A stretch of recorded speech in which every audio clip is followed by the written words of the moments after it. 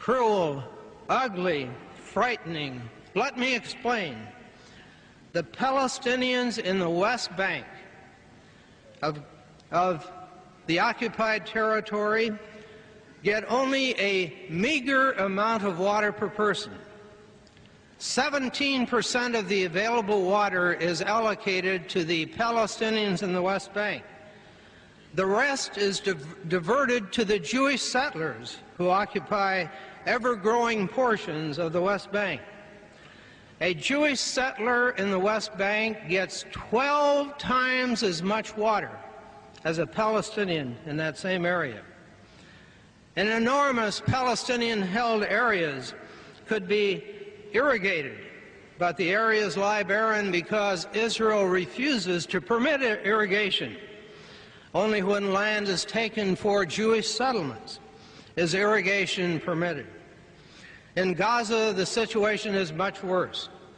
Palestinian food production is systematically dried up and destroyed, while that of the Jewish settlers in the Gaza is flourishing. Listen to this terrible fact.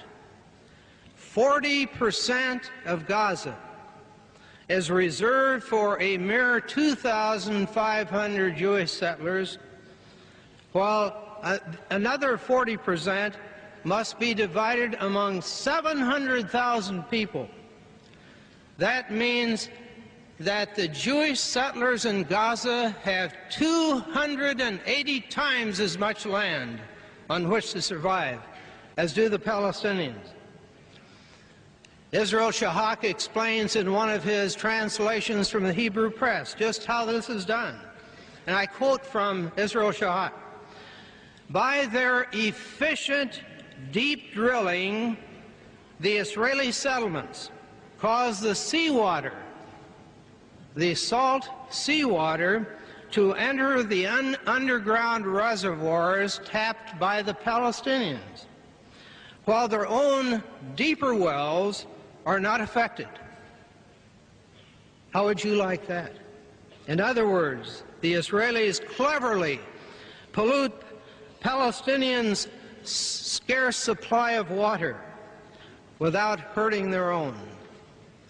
Listen again to Israel Shahak, and I quote again: "Since Palestinians are strictly prohibited from deep drilling, or indeed from digging new wells on their land, the result is that the seawater seeps into their existing wells. Nor can Palestinians improve the pumping of the water that they need. Even sales of spare parts for pumps, for old pumps, are rigorously controlled. As an American, I hang my head in shame to recount this fact, because I know that America is the pipeline without which Israel could not survive and could not inflict this punishment upon those poor people in Gaza and the West Bank." Israel Shahak says torture of Palestinians comes in many forms. Listen again to the words of Israel Shahak: "Torture by humiliation. Palestinians, including the elderly," he writes, "are frequently ordered to attend the office of the military governor for hours and even days. They are required to stand all that time, patiently and quietly. Even the elderly must politely ask permission of a young Israeli official in order to have the right to go to the toilet. The aim is to reduce all Palestinians without distinction." Here I'm reading again from Israel Shahak. These are not my words. "The aim is to reduce all Palestinians without distinction to the level of small children, completely dependent upon higher authority, and to put every Israeli on the higher level. It is also legal," he continues to write, "to close all clinics, all medical services in a town, to cut off electricity for hours and days, to cut off telephone service for hours and days. As an American, I hang my head in shame to have to recount these facts to you, because I know that the U.S. government is the lifeline to Israel, without which Israel could not inflict these dreadful policies upon these people. And in today's Israel is another echo of the dreadful Nazi past. Book burning. Yes, book burning. Can you imagine that? In this day and age, book burning. Listen again to Israel Shahak, and these are his words. Israeli soldiers are burning books. Yes, book burning is now in vogue. Soldiers enter a Palestinian library, whether it be in a home or in a public place. They gather up all the books. They put them in a pile outside and set them on fire. They must, they say, destroy books that incite uprising.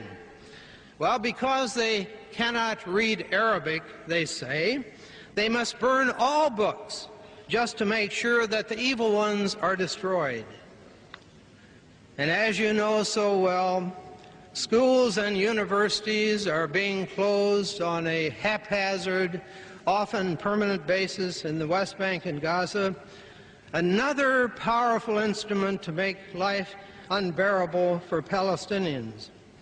Torture goes far beyond simply everyday humiliation, though, even beyond the cutting off of water, the polluting of scarce water supplies, the cutting of telephones, the cutting of medical services, the burning of books. Israel Shahak cites widespread, arbitrary arrest and imprisonment without due process, humiliation of young and old, women and children, and the ugly consequences of the government sanctioning of beatings of innocent people, people on the street as well as those incarcerated in prison. Listen as I quote again Israel Shahak. Israel once showed respect for Palestinian women. They were sacred, but no longer. Now, these are Israel Shahak's words, not mine. Now, as a matter of routine, a Palestinian woman may expect to be taken into custody without warning and forced to strip to her underpants. Then each woman, stripped nearly naked, is taken by a group of Israeli soldiers into a room. The door is locked, and the woman is held there for an hour or so. And Shahak adds somberly, you can use your own imagination about what happens after the door is locked. And as an American, I hang my head in shame to have to recount those dreadful facts to you. Brutality touches men and women, young and old. Listen again to Israel Shahak. In the Israeli army, sadistic impulses of both young and older men are given totally free rein. They may be pursued with almost total impunity, sadistic measures. He gives us an example that 4 soldiers had beaten an Arab to death.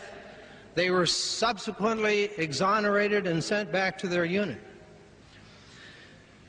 But now I must tell you of a dreadful example of brutality that appeared in the translation of the Hebrew press by Israel Shahak in the most recent issue, that of June of 1989.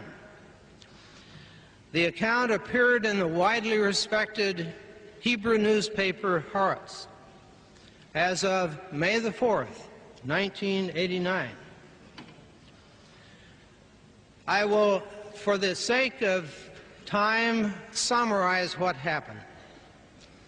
Acting on higher authority, a group of about 30 Israeli soldiers went into a village, rounded up 12 men. There was no accusation of any wrongdoing. They simply rounded them up.